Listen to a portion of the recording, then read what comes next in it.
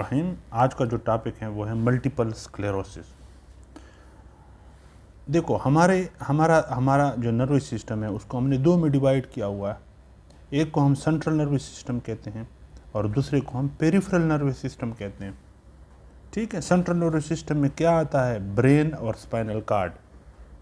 मिसाल के तौर पर ये ब्रेन है और ये स्पाइनल कार्ड है।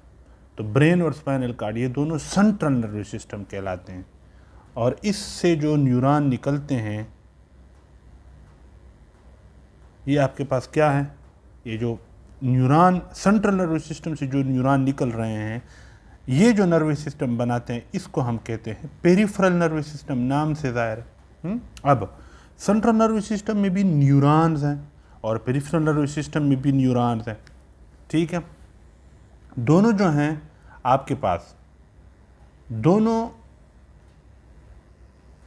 जो सेंट्रल नर्वस सिस्टम की न्यूरॉन है, लेट्स सपोज मैं यहाँ पे ड्रा कर देता हूँ, ये आपका सेंट्रल नर्वस सिस्टम है और ये सेंट्रल नर्वस सिस्टम में एक न्यूरॉन की सेल बॉडी है और ये न्यूरॉन का एक्सान है।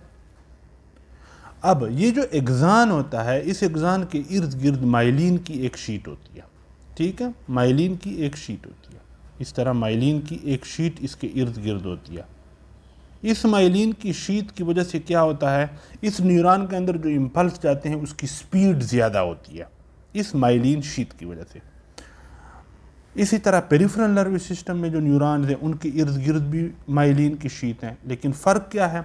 जो सेंट्रल नर्वस सिस्टम वाली माइलिन की शीट है ये कौन से सेल्स ने बनाई हैं? ब्रेन के अंदर सेल्स होते हैं जिनको हम कहते हैं ओलिगोडेंड्रोसाइट्स।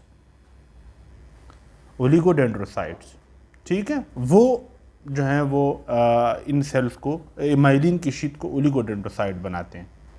ठीक है, अब मल्टीपल स्क्लेरोसिस क्या है? ये जो सेंट्रल नर्वस सिस्टम में न्यूरॉन है और न्यूरॉन के इर्द गिर्द माइलिन की शीट हैं, इस पे आपका इम्यून सिस्टम यानी इंसान के जिस्म का अपना इम्यून सिस्टम अटैक कर लेता है और इस माइलिन शीट को डैमेज करता है। मिसाल के तौर पर ये टी सेल आया, टी लिम्फोसाइट, या ये बी लिम्फोसाइट आया और इस बी लिम्फोसाइट ने एंटीबॉडीज़ रिलीज़ की और उन एंटीबॉडीज़ ने फिर इस माइलिन शीट पे अटैक किया, या टी लिम्फोसाइट ने डायरेक्ट लाके माइलिन शीट पे अटैक किया, तो माइलिन शीट डैमेज हो जाएगा ना। तो जब माइलिन शीट डैमेज होगा, लेट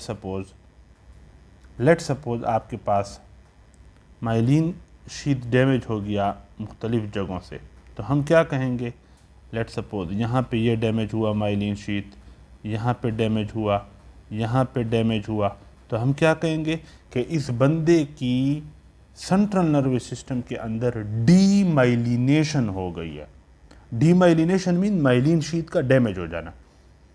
तो मल्टीपल स्क्लेरोसिस क्या है? एक ऑटो इम्यून कंडीशन है जिसमें इंसान के अपने इम्यून सिस्टम के टी लिम्फोसाइट्स, बी लिम्फोसाइट्स और उनसे निकलने वाली एंटीबॉडी वो इंसान के अपने ही सेंट्रल नर्वस सिस्टम में, पेरिफेरल नर्वस सिस्टम नहीं, सेंट्रल यानी ब्रेन और स्पाइनल कार्ड में जो न्यूरॉन्स हैं वो उन पे अटैक करते हैं। उनके इर्द गिर्द जो माइलिन की शीट होती है उन पे अटैक करते हैं, उसको डैमेज करते हैं।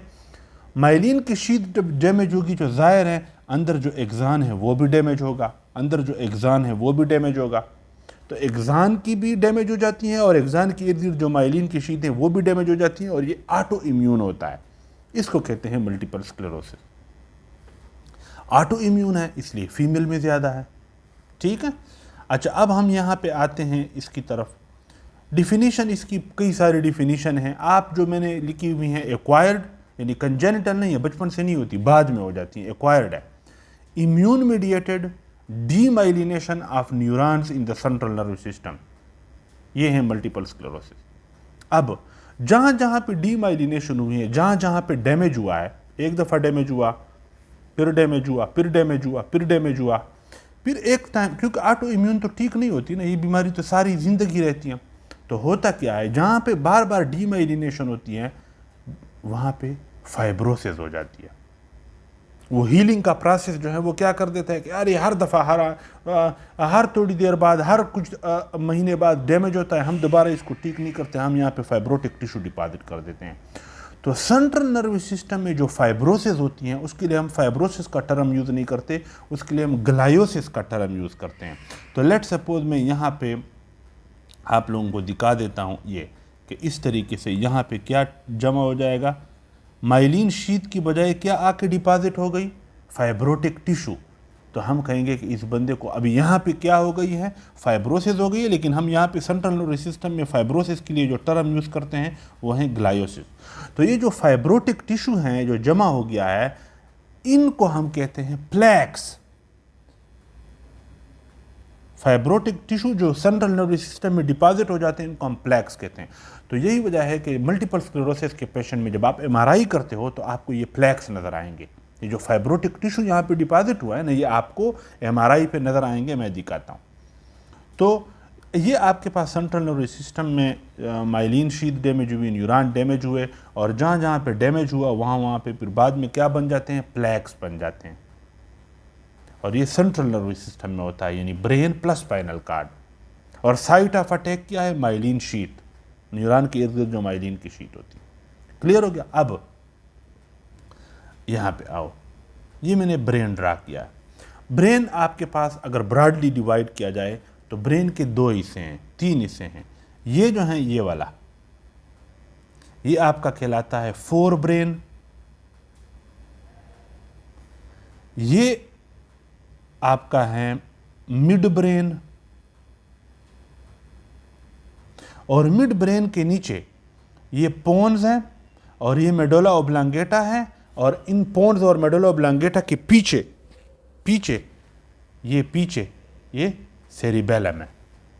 तो पोन्स, मेडुला ओब्लांगेटा और इन दोनों के पीछे जो इस तरह सेरिबेलम है, इनको हम, इन तीनों को हम मिला के क्या कहते हैं, हाइंड ब्रेन। ठीक है।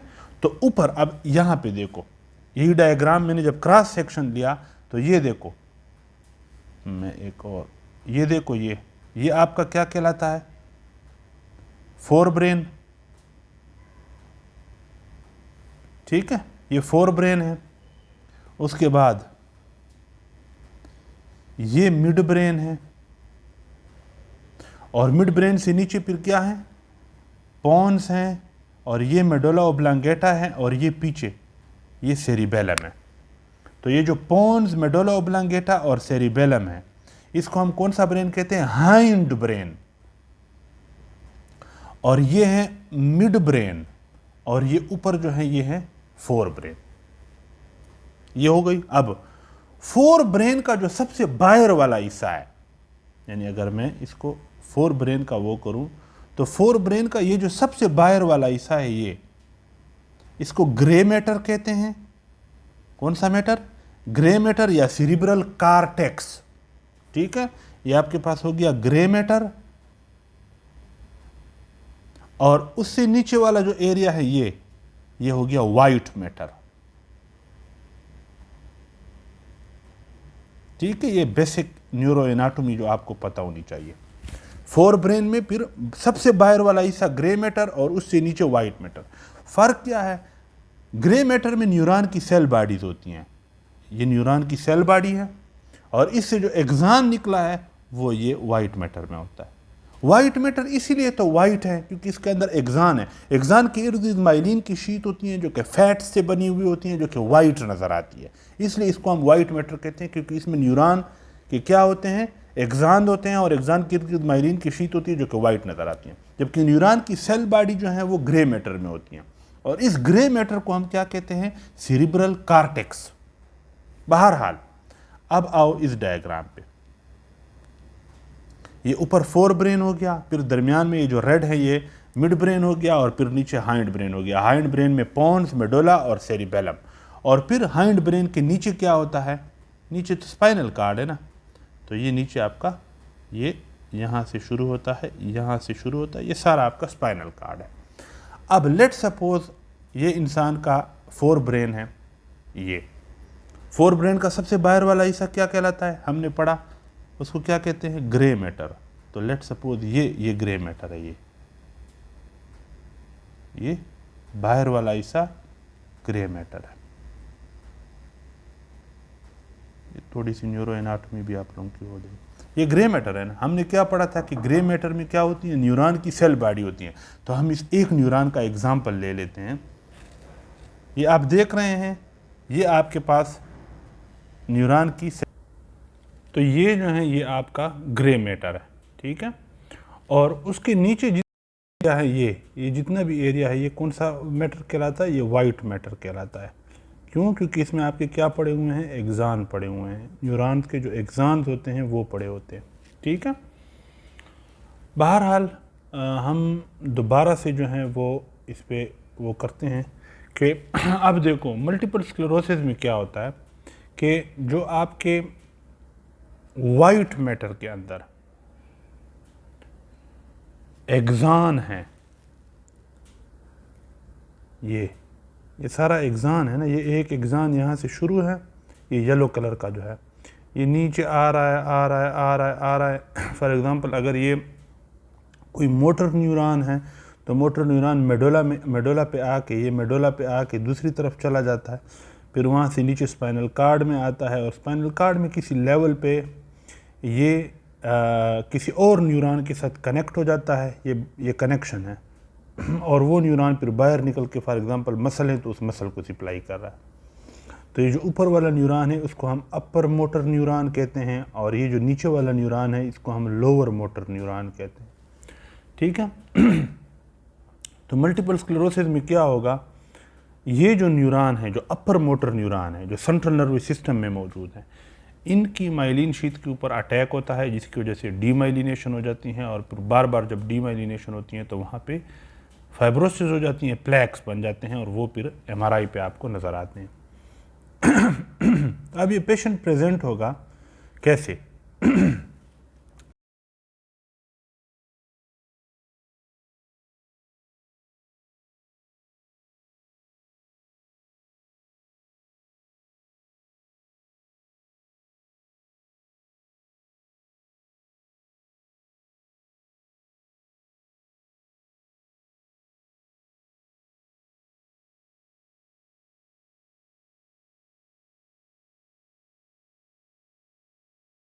तकरीबन 3 महीने पहले मेरे इस हाथ ने काम करना छोड़ दिया था।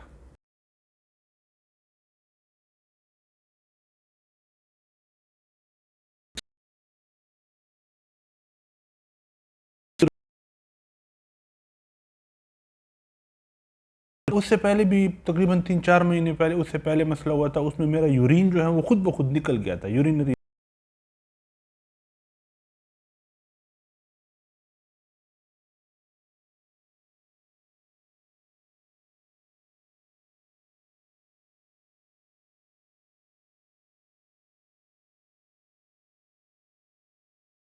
कर रहा हूँ, उसमें मसला होता है। मिसाल के तौर पर यहाँ पे ये जो न्यूरॉन था, ये वाला, ये ऊपर से आके किसको सप्लाई कर रहा है? इस मसल को सप्लाई कर रहा है ना। लेट सपोज ये मसल है, का मसल है, ठीक है। तो जब अपर मोटर न्यूरॉन लीजन होगी, यानी लेट सपोज डीमाइलिनेशन हो गई इधर, ये देखो ये डीमाइलिनेशन हो गई, यहाँ पे न्यूरॉन की तो अपर मोटर न्यूरॉन ख़राब हो गया ना। और जब अपर मोटर न्यूरॉन ख़राब होता है तो इसके नतीजे में ये जो मसल है जिसको ये न्यूरॉन सप्लाई कर रहा था, इसमें स्पास्टिसिटी हो जाएगी, ये खुद ब खुद इस तरह कंट्रैक्टेड रहेगा, स्पास्टिक कंट्रैक्शंस होंगी, खुद ब खुद ये कंट्रैक्टेड रहेगा, और वीकनेस होगी, ठीक है। तो आके कहेगा मरीज़ के मेरा जो है ये हाथ के जो मसल थे ये हार्ड हो गए थे, स्टिफ हो गए थे, और ख़ुद ब खुद जैसे कंट्रैक्ट हो जाते हैं, कंट्रैक्ट हो गए थे। उससे पहले लेट सपोज ये दूसरा न्यूरॉन है, ये न्यूरॉन है, ये कौन सा नर्व है? ये फेशियल नर्व है। लेट सपोज फेशियल नर्व जो आपकी आंखों फेस के उसको सेंसेशन और बाकी चीज़ें सप्लाई करता है। लेट सपोज 3 महीने पहले मुझे इस तरह फेस पे मसला हुआ था, तो उसमें क्या होता है, 3 महीने पहले इम्यून सिस्टम ने फेशियल नर्व पे अटैक की थी। अब ये फेशियल नर्व यहाँ से आ रहा है आ रहा है आ रहा है, यहाँ पे पॉन्स में जो है, ये पॉन्स है ना, ये पॉन्स में इसका न्यूक्लियस होता है, यहाँ पे ये सेकंड ऑर्डर न्यूरॉन यानी लोअर मोटर न्यूरॉन निकल जाता है, जो कि फेस के सेंसेशन वगैरह और बाकी चीज़ें सप्लाई करता है। तो अगर इम्यून सिस्टम जो है वो इस फेशियल नर्व पे, यहाँ पे अपर मोटर न्यूरॉन जो पहला हिस्सा है उस पर अटैक कर दे तो फेशियल नर्व पाल्सी हो जाएगी। इसी तरह अगर ट्राइजेमिनल नर्व है तो ट्राइजेमिनल नर्व पाल्सी हो जाएगी, ट्राइजेमिनल नर्व में मसले शुरू हो जाएंगे। इसी तरह आंखों को कौन सा नर्व सप्लाई कर रहा है? Optic nerve. अब ये देखो यहाँ पे, ये देखो, ये आपकी आंख है ना, ये आपकी आंख है। तो आंख का के पीछे ये जो येलो कलर का आपको नज़र आ रहा है ना, ये क्या है? ये ऑप्टिक नर्व है। तो अगर इस ऑप्टिक नर्व के अंदर डीमाइलिनेशन हो जाए, लेट सपोज नर्व ख़राब हो गया ना, अब नर्व सही तरीके से काम नहीं कर रहा ना, तो इस बंदे की ये जो आंखों में इसको जो चीज़ नज़र आ रही है, क्या इसको ये चीज़ नज़र आएगी? क्योंकि जो चीज़ आपको नज़र आती हैं वो पहले आंख पे पड़ती हैं, फिर आंख से ये जो आंख की ये जगह है रेटिना, जिसको फंडस भी कहते हैं, इस पे पड़ती हैं, फिर यहाँ से इस ऑप्टिक नर्व में जाती हैं, फिर ऑप्टिक नर्व इसको लेके जाता है पीछे दिमाग का जो विजुअल कॉर्टेक्स है, जो आपके आंखों के उसको कंट्रोल करता है, उसके पास लेके जाते हैं, तब जाके आपको कोई चीज़ नज़र आती है। तो अब अगर आपका ये ऑप्टिक नर्व यहाँ पे ऑटो इम्यून सेल आके इसको अटैक कर दें, इसको हम क्या कहेंगे? Optic neuritis. ऑप्टिक नर्व की अंदर इन्फ्लेमेशन हो गई, ऑटो इम्यून सेल्स ने आके अटैक कर दिया, तो इसकी नज़र इस आंख की ख़राब हो जाएगी ना। तो इसलिए वो पेशेंट इस कंप्लेंट के साथ आ सकता है। ठीक है, अगर फेशियल नर्व डैमेज हो जाए, अटैक हो जाए, तो फेशियल नर्व के मसले होंगे, ट्राइजेमिनल नर्व हो जाए तो ट्राइजेमिनल नर्व के मसले होंगे, मोटर नर्व इन्वॉल्व हो जाए तो मसल्स के मसले होंगे, मसल में क्या होगी? स्पास्टिसिटी होगी, खुद ब खुद मसल्स कॉन्ट्रैक्टेड होंगे। इसी तरह जो न्यूरॉन आपके ब्लैडर को कंट्रोल करते हैं, मिसाल के तौर पर ये आपका ब्लैडर है ना, ये ब्लैडर है लेट सपोज, और ये नीचे यूरिथ्रा है, इस तरह है ना, ऊपर ये यूरिटर आया हुआ है, कहाँ से? किडनी से। तो किडनी में यूरिन बनता है यूरिटर की मदद से वो यूरिन कहाँ आता है? ब्लैडर में। तो ब्लैडर में यूरिन स्टोर होता है, फिर जब एक वाफिर मिकदार में स्टोर हो जाए तो ब्लैडर की दीवारों के अंदर सेंसरी रिसेप्टर्स होते हैं, उनको पता चल जाता है कि इतनी अमाउंट जमा हो गई हैं, तो ये दीवारें कंट्रैक्ट हो जाती हैं ब्लैडर की, और जब ब्लैडर की दीवारें कंट्रैक्ट होती है तो आपको यूरिन जो है वो नीचे आप निकाल लेते हो। इन लोगों में तो न्यूरॉन डैमेज हो रहे हैं, न्यूरॉन के ऊपर अटैक हो रहा है। तो दो मसले हो सकते हैं। नंबर एक, यूरिनरी इनकॉन्टिनेंस हो सकती हैं कि खुद ब खुद पेशाब निकल जाए। वो कब होगा? वो तब होगा अगर वो न्यूरॉन ख़राब हो जाएं जो आपके इस, लेट्स सपोज ये न्यूरॉन है और ये इस ब्लैडर को की कंट्रैक्शन को कंट्रोल कर रहा है, तो अगर ये न्यूरॉन ख़राब हो जाए तो ब्लैडर जो है वो खुद ब खुद कंट्रैक्ट होगा। तो थोड़ा सा यूरिन आया, ब्लैडर कंट्रैक्ट हो जाएगा और यूरिन निकल जाएगा, आपकी मर्ज़ी के बगैर खुद ब खुद निकल जाएगा, तो ये यूरिनरी इनकॉन्टिनेंस हो जाएगी। दूसरा, इन लोगों को यूरिनरी रिटेंशन भी कहते हैं कि ज़ोर लगा रहे हैं लेकिन यूरिन नहीं निकल रहा, यूरिन सारा ब्लैडर के अंदर जमा हो गया। ये कब होगा? ये तब होगा अगर यूरिनरी जो ब्लैडर और स्पिंस्टर है, ये स्पिंस्टर है ना, यहाँ पे स्पिंस्टर्स होते हैं, वाल्व्स होते हैं। ब्लैडर जब कंट्रैक्ट करता है तो ये वाल्व्स रिलैक्स हो जाते हैं ताकि रास्ता खुल जाए, ठीक है। और ब्लैडर जब रिलैक्स होता है तो ये कंट्रैक्ट हो जाते हैं, मतलब इनकी आपस में अंडरस्टैंडिंग होती है। अगर यूरिन करवाना हो तो ये कंट्रैक्ट होते हैं, ये रिलैक्स हो जाता है ताकि रास्ता मिल जाए। इसको सिनर्जी कहते हैं, सिनर्जिज्म, यानी एक दूसरे के साथ तरतीब से। लेकिन लेट सपोज ये जो स्पिंस्टर हैं, इसको जो न्यूरॉन कंट्रोल कर रहे हैं, ये ख़राब हो जाएं तो होगा क्या? ऊपर से ब्लैडर कंट्रैक्ट होगा यूरिन को निकालने के लिए, लेकिन नीचे स्पिंस्टर रिलैक्स नहीं होंगे, रास्ता नहीं देंगे, तो यूरिन तो नहीं निकलेगा। इसको कहते हैं, तो यूरिन जब नहीं निकलेगा तो इसको यूरिनरी रिटेंशन कहते हैं। समझ आ रही है ना कि ये कंट्रैक्ट हो रहा है लेकिन ये इसको रास्ता नहीं दे रहा है, ये रिलैक्स नहीं हो रहा है, तो ये बंद है, स्पिंस्टर बंद है, तो ऊपर से कंट्रैक्शन के बावजूद भी यूरिन नीचे नहीं जा रहा, यूरिनरी रिटेंशन हो जाएगी। इन लोगों में यूरिनरी इनकॉन्टिनेंस के साथ भी प्रेजेंट हो सकते हैं, यूरिनरी रिटेंशन के साथ भी प्रेजेंट हो सकते हैं। तो आपके पास एक फीमेल आई, डॉक्टर साहब मेरा यूरिन खुद ब खुद निकल जाता है, आपके जहन में मल्टीपल स्क्लेरोसिस होना चाहिए। डॉक्टर साहब मुझे और कोई इशू नहीं है लेकिन मेरा यूरिन बंद हो जाता है, तो फिर मुझे कैथेटर लगा के यूरिन निकलवाना पड़ता है। फ़ौरन आपके जहन में मल्टीपल स्क्लेरोसिस आना चाहिए। तो यूरिनरी रिटेंशन भी हो सकती है, इनकॉन्टिनेंस भी हो सकती है। तो कहने का मतलब ये है कि आपके सेंट्रल नर्वस सिस्टम में किसी भी जगह पे अटैक हो सकता है, और जिस जगह पे अटैक होगा वो एरिया आपकी बॉडी का जो काम कंट्रोल कर रहा है वो डिस्टर्ब होगा। अगर ऑप्टिक नर्व के ऊपर अटैक हो गया तो आपकी नज़र में मसले होंगे, अगर फेशियल नर्व पे अटैक हो गया तो आपके फेशियल नर्व की जो डिस्ट्रीब्यूशन और जो काम है वो सही नहीं होंगे। ट्राइजेमिनल पे हो गया तो ट्राइजेमिनल नर्व की डिस्ट्रीब्यूशन में मसले होंगे। मोटर नर्व पे अटैक हो गया तो वो मोटर नर्व जिन मसल्स को सप्लाई कर रहा है वो मसल्स जो हैं वो उनमें खुद ब खुद स्पास्टिक कंट्रैक्शन हो जाएंगी। ब्लैडर के उस पे हो जाए तो फिर ब्लैडर में मसले होंगे, या यूरिनरी इनकॉन्टिनेंस होगी या रिटेंशन होगी।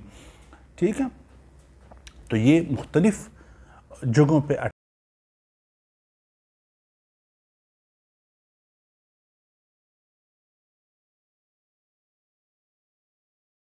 अटैक हुआ।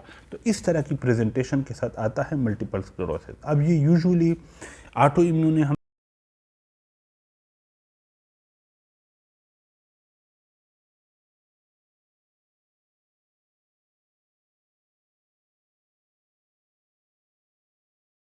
हर टाइम एसी कमरों में पड़े होते हैं।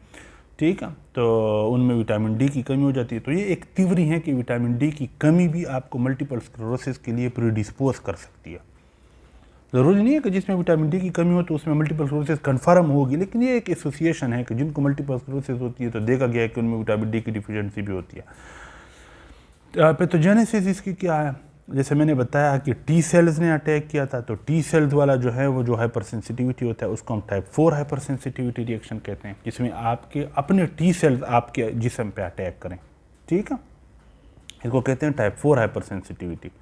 और type 2 hyper sensitivity antibody mediated होती है। मैंने आपको कहा था कि बी लिम्फोसाइट्स आते हैं और वो एंटीबॉडीज़ बनाते हैं, और वो एंटीबॉडीज़ कौन सी एंटीबॉडीज़ है? मिसाल के तौर पर एंटी एमबीपी एंटीबॉडी। एमबीपी क्या है? Myelin basic protein. वो माइलिन को बनाने के लिए जो प्रोटीन यूज़ होती है, माइलिन शीट को बनाने के लिए। इसी तरह anti MOG. MOG mean myelin oligodendrocyte glycoprotein. Oligodendrocyte वो सेल्स हैं जो माइलिन शीट बनाने के लिए बनाते हैं। ओलिगोडेंड्रोसाइट है ना, वो सेल्स हैं।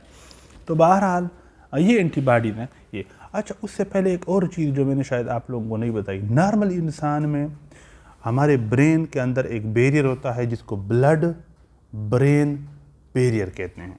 यानी लेट सपोज ये आपका ब्लड वेसल है ना, तो और ये आपका ब्रेन है। ब्रेन के अंदर न्यूरॉन है ना, तो न्यूरॉन और ब्लड इनके दरमियान एक बैरियर होता है, ये बैरियर। ठीक है, ये बैरियर है। मैं एक डिफरेंट कलर का वो यूज़ कर देता हूँ। लेट सपोज हाँ, ये ब्लड वेसल है और ये जो है ये आपके पास क्या है?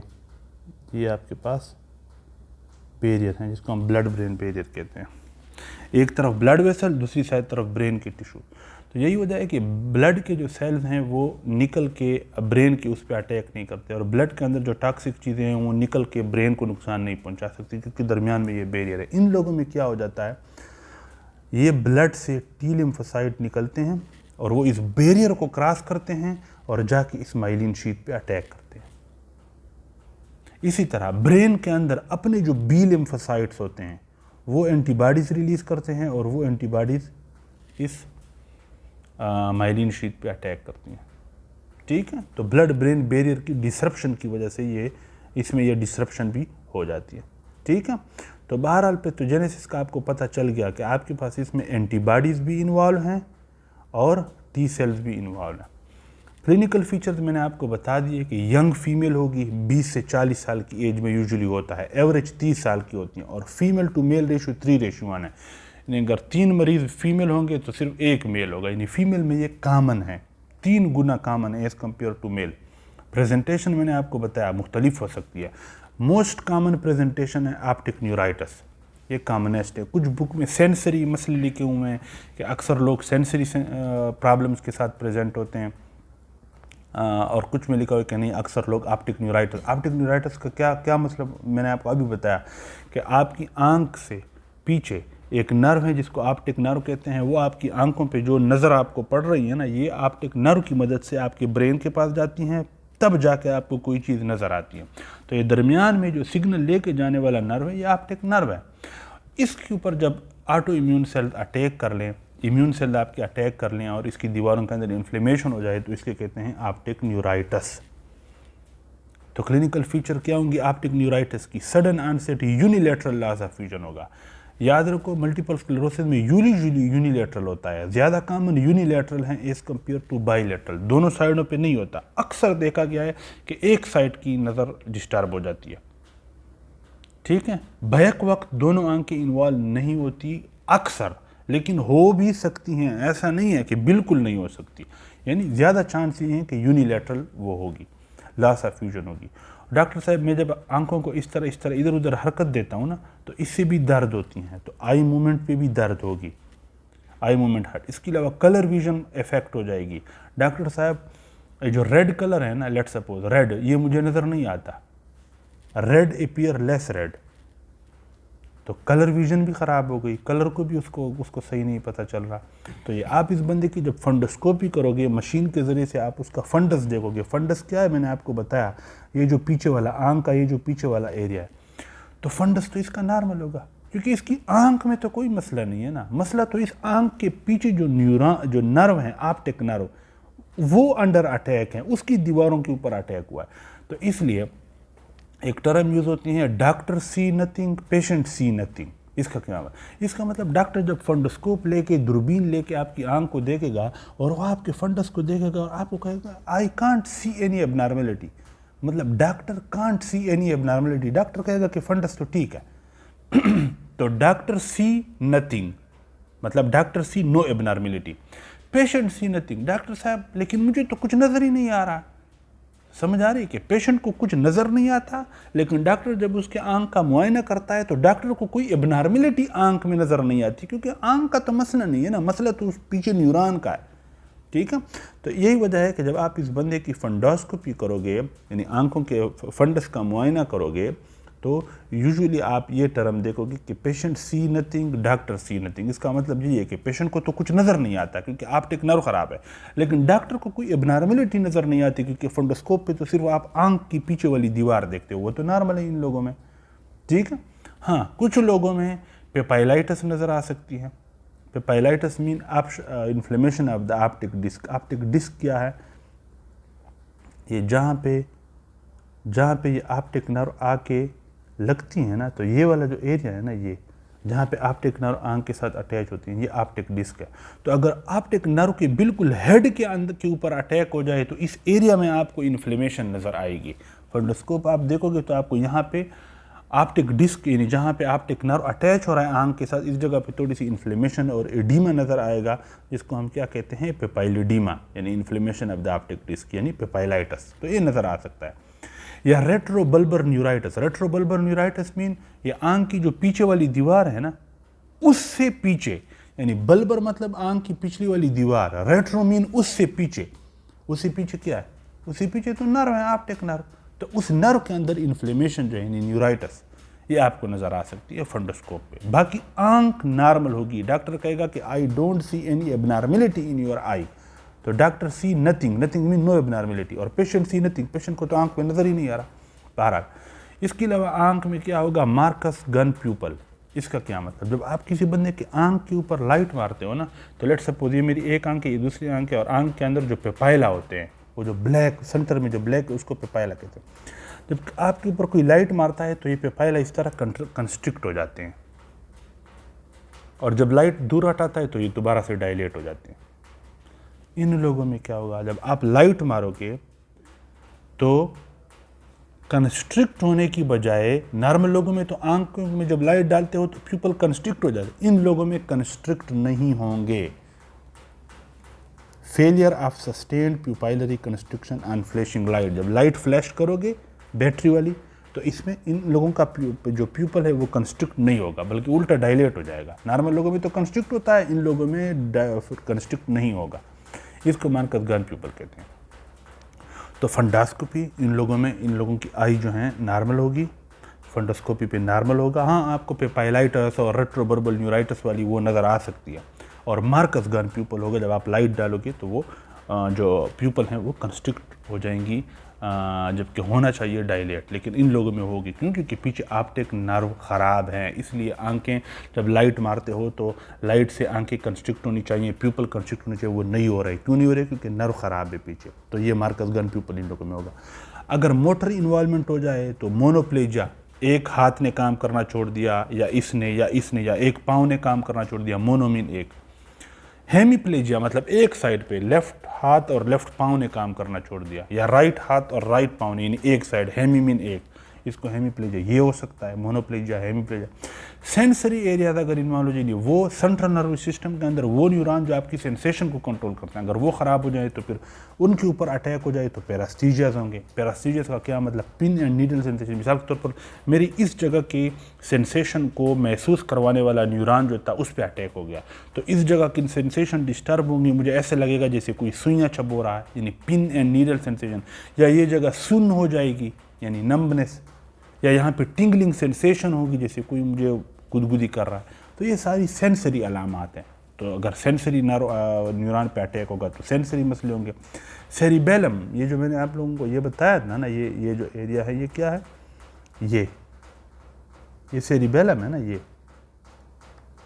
तो ये जो सेरिबेलम है ये आपके बहुत सारी चीज़ों को कंट्रोल करता है, जिसमें ज़रूरी चीज़ कोऑर्डिनेशन। देखो मैं ये हाथ उंगली है ना, ये एग्जैक्टली जब मैं खाना खाता हूँ तो मैं मुंह की तरफ लेके जाता हूँ, मैं आंख की तरफ क्यों लेके नहीं जाता? सेरिबेलम की वजह से। ये आपकी जो मूवमेंट है, ये इतनी रेगुलर और कोऑर्डिनेटेड है। आप जब चलते हो तो आपको धक्के क्यों नहीं लगते? आपका बैलेंस मेंटेन कौन करता है? सेरिबेलम। तो अगर सेरिबेलम के अंदर जो अपर मोटर न्यूरॉन है, सेरिबेलम भी तो सेंट्रल नर्वस सिस्टम का हिस्सा है ना, अगर उनके ऊपर ये सेल अटैक कर दें तो आपकी सेरिबेलम आपकी क्या करता था? कोऑर्डिनेशन करता था ना, और आपका बैलेंस मेंटेन रखता। तो आपका बैलेंस मेंटेन नहीं होगा, यानी इम्बैलेंस हो जाएगी, और कोऑर्डिनेशन ख़राब हो जाएगी, यानी इनकोऑर्डिनेशन। मिसाल के तौर पर गेट मीन आप जिस तरीके से चलते हो वो ख़राब हो जाएगी, यानी गेट एटेक्सिया हो जाएगा। एटेक्सिया मीन डिस्टर्ब हो जाना, इनकोऑर्डिनेटेड, इधर उधर इस तरह होगी, ठीक है। तो ये सेरिबेलम अगर हो जाए। यूरिनरी रिटेंशन मैंने आपको बता दिया, यूरिनरी रिटेंशन हो सकती है, यूरिनरी इनकॉन्टिनेंस हो सकती है। अगर स्पाइनल कार्ड इन्वॉल्व हो जाए, स्पाइनल कार्ड की इन्फ्लेमेशन को हम ट्रांसवर्स माइलाइटिस कहते हैं। स्पाइनल कार्ड की इन्फ्लेमेशन को हम क्या कहते हैं? Transverse myelitis. तो अगर स्पाइनल कार्ड के अंदर जो न्यूरॉन है, अगर उनके ऊपर इम्यून सेल अटैक कर ले और इन्फ्लेमेशन हो जाए तो इसको हम ट्रांसवर्स माइलाइटिस कहेंगे। तो हमें पता चला कि मल्टीपल स्क्लेरोसिस के पेशेंट में ट्रांसवर्स माइलाइटिस भी हो सकती है, ठीक है। तो पैराप्लेजिया होगा। पैराप्लेजिया मीन दोनों पाँव का काम करना, दोनों पाँव शाल हो जाते, अगर हो जाए तो इसको पैराप्लेजिया कहते हैं। यूरिनरी इनकॉन्टिनेंस हो सकती हैं। अगेन इसके लिए ब्रेन के अंदर जो ये इतना ज़रूरी नहीं है, ये याद अगर ना भी करो तो ज़रूरी नहीं है। हाइपोथैलेमस से आपके ऑटो इम्यून डिसफंक्शन होगी, जीआईटी के मसले, सेक्सुअल मसले ये हो सकते हैं अगर हाइपोथैलेमस के अंदर न्यूरॉन पे अटैक हो जाए। कॉग्निटिव, अब ये याद रखो, फटीग बहुत कॉमन है, थकावट, लो एनर्जी का ना होना। तो मल्टीपल स्क्लेरोसिस के पेशेंट फटीग के साथ आते हैं। अगर वो पूछे कि मोस्ट कॉमन कंप्लेंट, तो आपने कहना है फटीग, ठीक है। और मोस्ट कॉमन अर्गन इन्वॉल्वमेंट, तो आईज में क्या था? ऑप्टिक न्यूराइटिस, उसकी वजह से विजन का लॉस हो जाना। तो कॉग्निटिव मीन वो चीज़ें जो आपकी दिमाग की मदद से करते हो, दिमाग की मदद से आपकी एक पर्सनैलिटी होती है, आपकी स्किल्स होते हैं, आपकी मेमोरी होती हैं, आपका बिहेवियर होता है, ये सारी चीज़ें इनको हम कॉग्निटिव वो कहते हैं। तो ब्रेन के अंदर कॉग्निटिव चेंजेस भी इस बंदे में आ जाएंगी, इसकी मेमोरी डिस्टर्ब होगी, चीज़ें जल्दी भूलेंगी, पर्सनैलिटी उसकी चेंज हो जाएगी। पहले बड़ा डिसेंट तरीके से वो करता था, अब हो सकता है उसकी डिसेंसी कम हो जाए, झगड़ालू हो जाए वगैरह वगैरह, पर्सनैलिटी चेंज। स्किल, पहले वो किसी काम में बहुत माहिर था, अब उसकी महारत कम हो गई, उसमें स्किल इम्पेयरमेंट हो गई, बिहेवियर उसका ख़राब हो गया, फटीग होती हैं। तो ये कॉग्निटिव, तो ये मुख्तलिफ अलामात के साथ पेशेंट मुख्तलिफ वक्तों में प्रेजेंट हो सकता है। ज़रूर ये नहीं है कि ये सारी अलामात एक मरीज़ में एक टाइम पे होंगी, नहीं। 3 महीने पहले आंख इन्वॉल्व थी, उससे पहले मोटर नर्व इन्वॉल्व थे, उससे पहले 3 महीने पहले जो हैं वो स्पाइनल कार्ड में ट्रांसवर्स माइलाइटिस हो गई थी, उससे पहले फेशियल नर्व, यानी मुख्तलिफ वक्तों में। तो बहरहाल अब मल्टीपल स्क्लेरोसिस की टाइप्स हैं हमारे पास, 3 मेन टाइप्स हैं। मोस्ट कॉमन हमारे पास रिलैप्सिंग रिमिटिंग वाली हैं मल्टीपल स्क्लेरोसिस, उसके बाद सेकेंडरी प्रोग्रेसिव मल्टीपल स्क्लेरोसिस, और 5% लोगों में, यानी बहुत रेयरली, ये प्राइमरी प्रोग्रेसिव मल्टीपल। ये 3 पैटर्न्स हैं मल्टीपल स्क्लेरोसिस के। अब क्या मतलब? रिलैप्सिंग रिमिटिंग जो मोस्ट कॉमन है, जो अभी मैंने आपको बताया, डॉक्टर साहब 6 महीने पहले मेरे आंख की नज़र चली गई थी, फिर ठीक हो गई, फिर दरमियान में मैं बिल्कुल ठीक था 5 महीने तक, फिर 5 महीने बाद मेरे इस एक हाथ ने काम करना छोड़ दिया, मेरे ये एक हाथ के मसल खुद ब खुद कंट्रैक्टेड थे, काम नहीं कर रहा था। अभी देख रहे हो ना, एक अटैक 5 महीने पहले हुआ था और एक अटैक अब हो रहा है। इसको कहते हैं रिलैप्सिंग रिमिटेंट, यानी अटैक होना फिर ठीक होना, अटैक होना फिर ठीक होना, ये रिलैप्सिंग। इसकी एग्जांपल यहाँ पे ये देखो, मिसाल के तौर पर आके डॉक्टर साहब, वो आपको कहेगा डॉक्टर साहब 2019 में जनवरी के अंदर मुझे स्पास्टिसिटी हो गई थी, यानी मेरे इस हाथ के जो मसल्स थे ये स्पास्टिकली खुद ब खुद कंट्रैक्ट हो गए थे। कंट्रैक्ट ते ते ते ते ते ते ते ते ते ते ते ते ते ते ते ते फिर ठीक हो गया मैं, फिर मेरे ये मसल्स ठीक हो गए, फिर मैं नॉर्मल था। अप्रैल के अंदर मुझे यूरिनरी इनकॉन्टिनेंस हो गई, मेरा यूरिन खुद ब खुद लीक होता था, तो यूरिन खुद ब खुद लीक हो रहा है। यहाँ पे यूरिनरी इनकॉन्टिनेंस वाला मसला भी ठीक हो गया। क्यों? क्योंकि वो जो एरिया डैमेज हो गई थी उसके अंदर हीलिंग हो गई, तो काम चलना शुरू हो गया, तो ये मसला भी हल हो गया। तो मुझे फिर कोई मसला नहीं था। फिर जुलाई में मुझे विजुअल एक्यूटी डिक्रीज हो गई, यानी मेरी एक साइड की नज़र कमज़ोर हो गई, तो नज़र कमज़ोर थी, फिर मेरी नज़र नॉर्मल हो गई, तो फिर मैं नॉर्मल, यानी रिलैप्स मीन दोबारा अटैक हो जाना, एंड रिमिट, ये रिलैप्स है यानी अटैक हो जाना, और रिमिट यानी अटैक का ठीक हो जाना, प्रॉब्लम का ठीक हो जाना। तो प्रॉब्लम आती है फिर ठीक हो जाती हैं, फिर कोई और प्रॉब्लम आती हैं फिर वो ठीक हो जाती हैं, तो रिलैप्सिंग रिमिटिंग इस किस्म के मल्टीपल स्क्लेरोसिस को हम रिलैप्सिंग रिमिटिंग मल्टीपल स्क्लेरोसिस कहते हैं। ये सबसे कॉमन है और इसकी प्रोग्नोसिस सबसे अच्छी है। ठीक हो गया। दूसरे नंबर पर है सेकेंडरी प्रोग्रेसिव मल्टीपल स्क्लेरोसिस, नाम से जाहिर है सेकेंडरी प्रोग्रेसिव। डॉक्टर साहब 2019 में मुझे ये मसला था, लेकिन उस टाइम रिलैप्सिंग रिमिटिंग था, यानी मुझे अटैक होता था और फिर मैं नॉर्मल हो जाता था, दरमियान में ठीक हो जाता था, फिर अटैक होता था, फिर मैं नॉर्मल हो जाता था, फिर कोई अटैक होता था, फिर मैं नॉर्मल हो जाता था। जैसे एक महीना एक दफ़ा मेरी नज़र ख़राब हुई, फिर वो ठीक हो गई, दरमियान में मैं नॉर्मल हो गया। उसके बाद फिर 3 महीनों बाद लेट सपोज मुझे जो है वो यूरिनरी इनकॉन्टिनेंस हो गई, लेकिन उसके बाद भी मैं नॉर्मल हो गया, फिर मुझे ये मसला हो गया, फिर मैं, यानी रिलैप्सिंग रिमिटिंग थी 2019 में। लेकिन अब 2020 में मुझे ये मसला हुआ है कि जो अटैक होता है, मिसाल के तौर पर मुझे एक अटैक हुआ, उसके बाद में दोबारा बेस लाइन पे नहीं आया। बेस लाइन तो ये है ना, बेस लाइन तो ये है, तो मैं जिस तरह ये यहाँ पे अटैक होता था और होता था दोबारा बंदा बेस लाइन पे आ जाता था। सेकेंडरी प्रोग्रेसिव में पहले बंदा रिलैप्सिंग रिमिटिंग में चल रहा होता है, लेकिन उसके बाद फिर ये बेस लाइन पे नहीं आता। मुझे अटैक हुआ, फिर उस अटैक से मुझे जो नुकसान हो गया वो तो हो गया, उतना ही नुकसान था। फिर दोबारा अटैक हुआ तो नुकसान और ज़्यादा हुआ, तो जितना नुकसान ज़्यादा होने की वजह से हो गया, थोड़ी देर के लिए वो नुकसान उतना ही था, फिर नुकसान और भी ज़्यादा हो गया। यानी अटैक्स हो रहे हैं और दरमियान बंदा जो है बेस लाइन पे नहीं आ रहा, नुकसान ज़्यादा हो रहा है। इसको कहते हैं सेकेंडरी प्रोग्रेसिव, यानी पहले ये ठीक था, रिलैप्सिंग रिमिटिंग में था, अब ये रिलैप्सिंग रिमिटिंग नहीं है, यानी प्रोग्रेसिव है। तो पहले से तो ये प्रोग्रेसिव नहीं था ना, पहले से तो नहीं था ना, फर्स्टली नहीं था, तो इसे याद रखो कि सेकेंडरी प्रोग्रेसिव यानी बाद में प्रोग्रेसिव हो गया। पहले नंबर पे तो ये रिलैप्सिंग रिमिटिंग में था, अब ये प्रोग्रेसिव है, तो इसलिए इसको सेकेंडरी प्रोग्रेसिव कहते हैं। और एक है प्राइमरी प्रोग्रेसिव, ये बड़ा ख़तरनाक है। डॉक्टर साहब मैं तो कभी, मुझे आराम आया ही नहीं है। जब मुझे पहला अटैक हुआ उसके बाद से मैं बेस लाइन पे नहीं आया। अब अटैक होते हैं और हर अटैक के साथ मेरा मसला ज़्यादा होता जाता है, हर अटैक के साथ मेरा मसला ज़्यादा होता जाता है, हर अटैक के साथ मैं बेस लाइन पे नहीं आया। एक दफ़ा फिर रिलैप्सिंग रिमिटिंग, डॉक्टर साहब अटैक होते हैं लेकिन मैं दरमियान में, एक अटैक और दूसरे अटैक के दरमियान में मैं नॉर्मल बेस लाइन पे आ जाता हूँ। सेकेंडरी प्रोग्रेसिव, डॉक्टर साहब पहले इस तरह होता था कि अटैक होता था और फिर मैं नॉर्मल हो जाता था, फिर अटैक होता था, फिर मैं नॉर्मल, लेकिन अब मैं अटैक्स के बाद नॉर्मल पे नहीं आ रहा, आहिस्ता आहिस्ता मेरी तबीयत ख़राब हो रही। सेकेंडरी प्राइमरी प्रोग्रेसिव, डॉक्टर साहब पहले दिन से ही मैं बेस लाइन पे नहीं आया। तो ये 3 आपके पास इसके पैटर्न है। ठीक है। अब investigation, most common first line investigation of choice, वो क्या है? याद रखो, MRI brain plus spinal cord. क्यों? क्योंकि ये सेंट्रल नर्वस सिस्टम का मसला है, और सेंट्रल नर्वस सिस्टम कहाँ पर है? ब्रेन में भी और स्पाइनल कार्ड में भी। तो एमआरआई ब्रेन नहीं, MRI brain and spinal cord, ये इन्वेस्टिगेशन ऑफ चॉइस है, फर्स्ट लाइन इन्वेस्टिगेशन है, गोल्ड स्टैंडर्ड इन्वेस्टिगेशन है। और एमआरआई पे आपको क्या नज़र आएगा? प्लेक्स ऑफ डीमाइलिनेशन नज़र आएंगी। जहाँ जहाँ पे न्यूरॉन पे अटैक हुआ है वहाँ पे इन्फ्लेमेशन हुई है, इन्फ्लेमेशन के बाद वहाँ पे फाइब्रोसिस हुई हैं, तो वो फाइब्रोसिस जो हैं उससे प्लेक्स बन गए हैं, वो प्लेक्स आपको एमआरआई पे नज़र आएंगे। लेकिन ये एमआरआई कौन सी एमआरआई आप करोगे? कंट्रास्ट के साथ यूज़ करोगे, गैडोलिनियम कंट्रास्ट।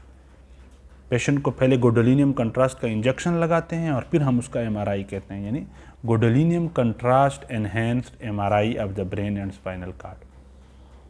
ठीक है, प्लेक्स आपको नज़र आएंगे। अब ये देखो,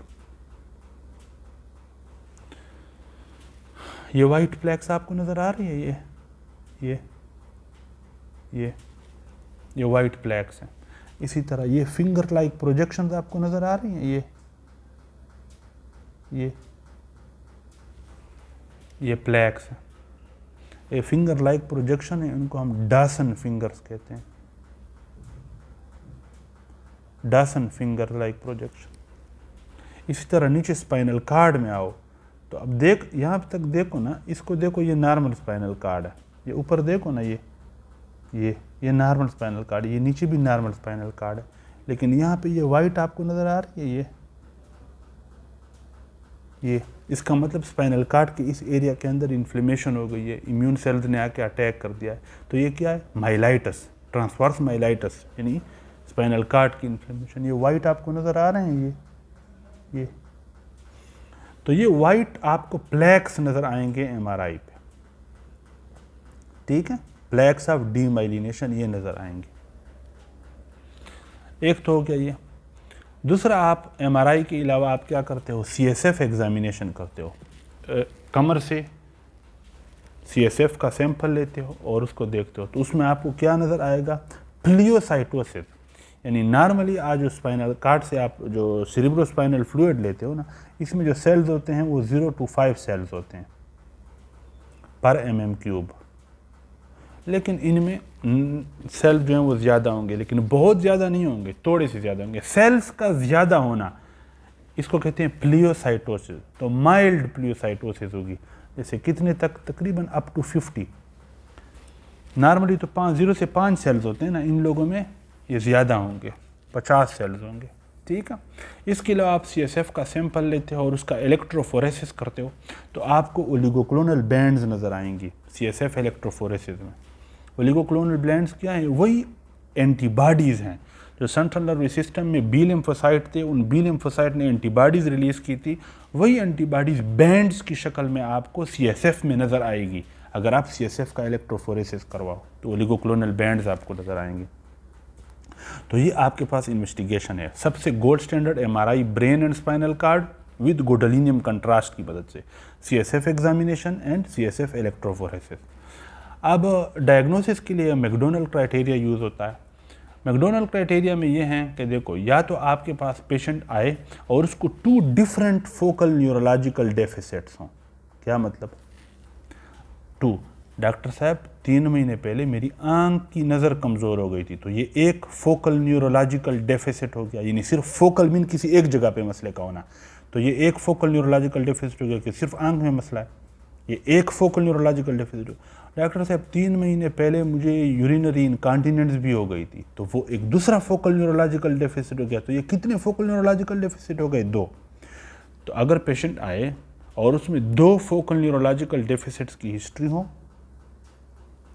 ये जो 2 फोकल न्यूरोलॉजिकल डेफिसिट हैं ये 2 डिफरेंट टाइम्स में हुए हों, इन 2 डिफरेंट टाइम्स, यानी एक हुआ जनवरी में और दूसरा हुआ मार्च में, तो 2 डिफरेंट न्यूरोलॉजिकल डेफिसिट हों और वो 2 मुख्तलिफ टाइमों में हो। ये नहीं है कि सोमवार के दिन आंख भी नज़र भी चलेगी और सोमवार के दिन यूरिनरी इनकॉन्टिनेंस भी हो गई, ये नहीं। 2 डिफरेंट जगहों पे यूरिनरी इनकॉन्टिनेंस भी हैं हिस्ट्री में और आंखों की नज़र का कमज़ोर होना भी है, लेकिन ये 2 डिफरेंट टाइम्स में हैं। जैसे 1 जनवरी में आंख का मसला जनवरी में हुआ था, यूरिनरी इनकॉन्टिनेंस मार्च में हुई, तो 2 डिफरेंट टाइम्स में 2 न्यूरोलॉजिकल डेफिसिट हों डिफरेंट, और वो 2 डिफरेंट टाइम्स में हों एंड स्पेस। अब ये बहुत ज़रूरी है, 2 different time and space. Space का क्या मतलब? स्पेस का मतलब ये कि आंख की जो नज़र कमज़ोर हुई थी, तो आप जब एमआरआई करते हो तो एमआरआई में जिस जगह पे अटैक हुआ था ये एक स्पेस हो गया। एमआरआई में जिस जगह पे आपको नज़र आ जाए कि यहाँ पे, मिसाल के तौर पर ये मैं एमआरआई करवाता हूँ, मिसाल के तौर पर ये इधर आओ, ये मैंने एमआरआई करवाया ना, लेट सपोज, तो मुझे पता चल जाएगा कि एक अटैक ये है, ये एक स्पेस हो गया। स्पेस मीन जगह, यानी इस जगह पे अटैक हुआ, और एक इस डिफरेंट जगह पे, यानी एक दूसरी जगह पे अटैक हुआ। तो हम कहेंगे कि बंदा आया और उसको 2 फोकल न्यूरोलॉजिकल डेफिसिट हुए हों, 2 मुख्तलिफ वक्तों में हुए हों, और एमआरआई पे आपको 2 मुख्तलिफ जगह नज़र आ जाएं, 2 डिफरेंट स्पेसेस, तो हम कहेंगे इस बंदे को मल्टीपल स्क्लेरोसिस हैं। ये हो गई मैकडोनल्ड क्राइटेरिया के मुताबिक एक क्राइटेरिया कि अगर ये पूरा हो जाए आपको होगी मल्टीपल स्क्लेरोसिस है। 2 different focal neurological deficit in 2 different times and spaces, समझ आ गई? अगर आप कहते हो कि यार 2 तो नहीं है लेकिन एक अटैक हुआ है, जैसे सिर्फ आंख की नज़र कमज़ोर हुई है, यानी एक फोकल न्यूरोलॉजिकल डेफिसिट हुआ है, फिर इसमें 2 डिफरेंट टाइम्स ज़रूरी हैं एंड स्पेस। डॉक्टर साहब मेरी इस आंख की नज़र जनवरी में भी ख़राब हो गई थी, फिर ठीक हो गई थी, लेकिन उससे 3 महीने पहले नवंबर में भी गई थी। यानी मसला सिर्फ आंख में हुआ है, यानी फोकल न्यूरोलॉजिकल डेफिसिट सिर्फ एक जगह पे हैं, लेकिन ये एक जगह पे 2 मुख्तलिफ टाइमों में है एंड स्पेस। क्या मतलब? मतलब ये कि आंख के ऊपर ये जो अटैक हुआ था ऑप्टिक नर्व पे, देखो ये गौर से समझो। डॉक्टर साहब एक दफ़ा मुझे ये मसला हुआ था जनवरी में, तो एमआरआई आप करवाओ तो जनवरी वाला अटैक इधर है। डॉक्टर साहब अब मुझे फिर आंख का मसला हुआ है, तो आपने फिर एमआरआई करवाया तो अब अटैक यहाँ पर है। तो अब ये 2 डिफरेंट स्पेसेस हो गए ना, और 2 डिफरेंट टाइम्स भी हो गए, एक जनवरी में हुआ था और दूसरा नवंबर में हुआ था। तो अगर एक फोकल न्यूरोलॉजिकल डेफिसिट हो तो उसकी डायग्नोसिस, एक फोकल न्यूरोलॉजिकल डेफिसिट हो तो वो भी ऊपर वाले की तरह 2 डिफरेंट टाइम और स्पेसेस में होनी चाहिए, लेकिन यहाँ पे उसके साथ प्लस एमआरआई एविडेंस या सीएसएफ एविडेंस भी ज़रूरी है। यानी पहला क्राइटेरिया था उसमें 2 different neurological deficit in 2 different time and spaces, बात ख़त्म। दूसरा क्राइटेरिया क्या है? अगर वो पूरा नहीं हो रहा तो दूसरा क्राइटेरिया देखो कि एक फोकल न्यूरोलॉजिकल डेफिसिट, वो भी 2 डिफरेंट टाइम्स में एंड स्पेसेस में, plus evidence on the MRI या सीएसएफ। ठीक है। और अगर फर्स्ट अटैक हो लेट सपोज, तो फर्स्ट अटैक में आपके पास एविडेंस जो हैं वो एमआरआई पे भी नज़र आना चाहिए और सीएसएफ पे भी, दोनों पे आना चाहिए। यानी यहाँ पे सिर्फ या एमआरआई में था और सीएसएफ था, लेकिन यहाँ पे एमआरआई प्लस सीएसएफ दोनों में होना चाहिए। बहरहाल ये इनसे आपसे इतना डिटेल में नहीं पूछेंगे, आपको सिर्फ ये पता हो कि मैकडोनल्ड क्राइटेरिया मल्टीपल स्क्लेरोसिस की डायग्नोसिस के लिए यूज़ होता है। उसमें आपका ये है, ये पहला पॉइंट ज़रूरी है कि 2 डिफरेंट फोकल न्यूरोलॉजिकल डेफिसिट हो इन 2 डिफरेंट टाइम एंड स्पेसेस। ठीक है। अब डायग्नोज हो गया, अब ट्रीटमेंट कैसे करनी है आपने। अच्छा, एक इसके अलावा एक कुछ और साइंस हैं जो कि वो यूज़ होते हैं, मिसाल के तौर पर, बल्कि वो हम आगे जाके पढ़ लेंगे। अच्छा, मैनेजमेंट पे बल्कि उसी के साथ वो कर लेते हैं। देखो, एक है जिसको हम डेविक सिंड्रोम कहते हैं। डेविक सिंड्रोम में क्या होता है? ऑप्टिक न्यूराइटिस होता है, यानी नर्व आंखों वाली इन्वॉल्वमेंट होती है, प्लस ट्रांसवर्स माइलाइटिस होते हैं, स्पाइनल कार्ड। तो अगर 2 फोकल न्यूरोलॉजिकल डेफिसिट हो जिसमें एक आंख वाला हो और एक स्पाइनल कार्ड वाला हो, तो इसको हम कहते हैं डेविक सिंड्रोम। इसके अलावा एक चार्ल्स बेनेट सिंड्रोम, इसमें क्या होता है? ऑप्टिक न्यूराइटिस होता है और विजुअल हेलुसिनेशंस होती हैं, अजीब अजीब चीज़ें नज़र आती हैं जबकि वो होती नहीं है। तो अगर ये दोनों हो तो हम इसको चार्ल्स बेनेट सिंड्रोम कहते हैं। एक आपके पास पुल-फ्रिच इफेक्ट है, ठीक है, उसमें सिर्फ ऑप्टिक न्यूराइटिस होता है लेकिन आई की लेटेंसीज जो हैं वो डिफरेंट होती हैं, सीधा रास्ता आपको टेढ़ा नज़र आता है, तो इसको पुल-फ्रिच इफेक्ट कहते हैं। ये साइन बहुत ज़रूरी है। लर्मेट साइन, लर्मेट साइन क्या है? ये बंदा आपको कहेगा डॉक्टर साहब जैसे ही मैं अपनी नेक की फ्लेक्शन करता हूँ ना, ये नेक की फ्लेक्शन है ये, तो मेरे पीछे जो स्पाइनल कार्ड का एरिया है वहाँ से एक करंट की तरह का दर्द नीचे जाता है। इसको कहते हैं लेरमेट साइन, कि नेक की फ्लेक्शन जब ये बंदा करता है तो इलेक्ट्रिक शॉक की तरह का, एक करंट की तरह का पेन जो है वो उसके नीचे से फैल के नीचे तक जाता है, इसको कहते हैं लेरमेट साइन। तो इन लोगों में लेरमेट साइन भी होता है। एक यूटॉफ फिनोमिना, यूटॉफ में टी है ना और एच हैं, 2 एच हैं, तो इस 2 एच से याद रखो हार्ट। डॉक्टर साहब मैं जब भी गर्म पानी से नहाता हूँ ना तो मुझे ये सिम्टम शुरू हो जाते हैं, मेरे मसल जो हैं ये स्पास्टिकली कॉन्ट्रैक्ट हो जाते हैं, मेरी नज़र धुंधली हो जाती हैं, ये जितनी भी या मेरा यूरिन लीक हो जाता है, ये यूटॉफ फिनोमिना है कि ये बंदा जैसे ही गर्म होगा हीट की वजह से, चाहे वो टेम्परेचर फीवर की वजह से हो या गर्म पानी से नहाने की वजह से हो, उसकी बॉडी जब हीट करेगी तो इसके सिम्टम्स भी वर्सन कर जाएंगे, तो इसको कहते हैं यूटॉफ फिनोमिना। ठीक है, तो ये आपके पास इसमें मल्टीपल स्क्लेरोसिस वाले पे। अब मैनेजमेंट की तरफ आते हैं, बस फिर ख़त्म करते हैं।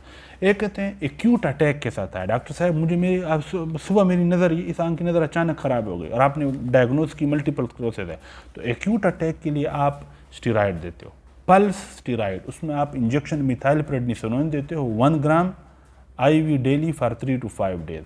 दूसरा ऑप्शन आपके पास प्लाज्मा फेरेसिस का भी है। ठीक है, प्लाज्मा फेरेसिस में आप एक किस्म का इस बंदे के जो ब्लड है इसको वॉश करते हो और इसके अंदर जो एंटीबॉडीज और जो चीज़ें हैं वो निकाल देते हो, लेकिन ज़रूरी ये पल्स स्टेरॉइड थेरेपी है, IV methylprednisolone acute attack. Prophylaxis के लिए आप फिर मुख्तलिफ मेडिसन यूज़ करते हो। रिलैप्सिंग रिमिटिंग के लिए आप क्या, फर्स्ट लाइन डाईमिथाइल फ्यूमारेट हैं, सेकंड लाइन एलेम्टोजोमाब हैं, नेटालिजोमाब हैं, थर्ड लाइन इंटरफेरॉन और एज़ाथायोप्रिन। ये सारी इम्यूनोसप्रेसेंट, इम्यूनोमोडुलेटरी, इम्यून सिस्टम को मॉडुलेट करने वाली दवाइयाँ हैं, क्योंकि ये इम्यून सिस्टम का मसला है ना। सेकेंडरी प्रोग्रेसिव में आप माइटोजेंट्रोन यूज़ करते हो। प्राइमरी प्रोग्रेसिव के लिए इन्होंने नो इफेक्टिव ट्रीटमेंट लिखा हुआ है, लेकिन एक अप्रूव ड्रग हैं और वो हैं ओक्रिलीजुमाब, ये प्राइमरी प्रोग्रेसिव में यूज़ होते हैं। अब आपको ये जो 3 ड्रग्स हैं ना, ये याद होनी चाहिए, डाईमिथाइल फ्यूमारेट, नेटालिजुमाब और ओक्रिलीजुमाब। ये मल्टीपल स्क्लेरोसिस की मैनेजमेंट में यूज़ होती हैं फॉर द प्रोफाइलेक्सिस, ताकि अटैक ना हो।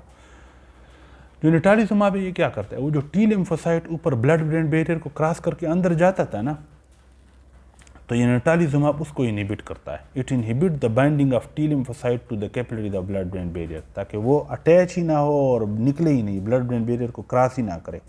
तो नेटालिजुमाब से no to the T lymphocyte, मैंने इस तरह याद किया था, नेटालिजुमाब से no to the T lymphocyte, T lymphocyte को मना करता है कि तुमने ब्लड ब्रेन बैरियर को क्रॉस नहीं करना।